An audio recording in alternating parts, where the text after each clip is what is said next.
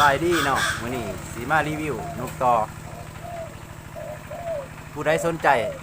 เดี๋ยวจะให้เบอร์โทรไว้เนาะพี่น้อง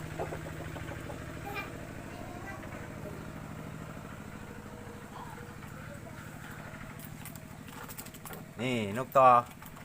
กับบอดี้แห้งพี่น้องปานกลางพอเรียนได้ละเด้อนกตัวนี้3 ขวบละเอาไปต่อได้2 ตัวละพี่น้องนี่ได้บาทเดียวเลย2 ตัวเดี๋ยวสิเอาไปให้มันขันให้เบิ่งเนาะเดี๋ยวสิออกไปปลาอดใจน้อยหนึ่งเดี๋ยวสิเอาไปแขวนไว้ปลาพี่น้องฟังเสียงขันท่านใดมักโทรมาได้นะเบิ้น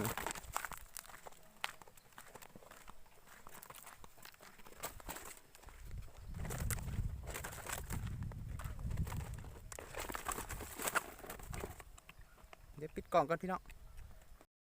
อ้าวหอดปลาแล้วพี่น้องเดี๋ยวสิแขวนไว้บนต้นไม้เนาะย่านหมดมาเห็ดมันมากัดมันฟังเสียงขันมันว่าสิขันมวนบอก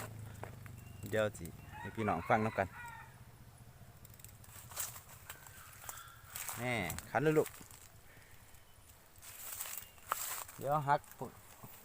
งาใหม่พางตุ่มมันก่อนเห็ดคือสิไปต่อเนาะ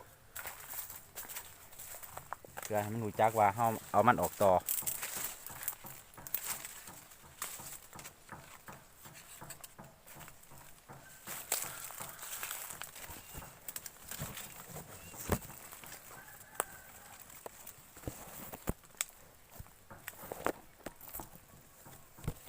งามอยู่พี่น้อง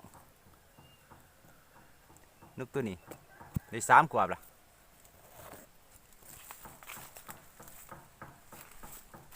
ขายได้อยู่ในราคา3,500พี่น้องนกตัวนี้เพราะว่าเขาไปต่อเบิ่งแล้วเก่งอยู่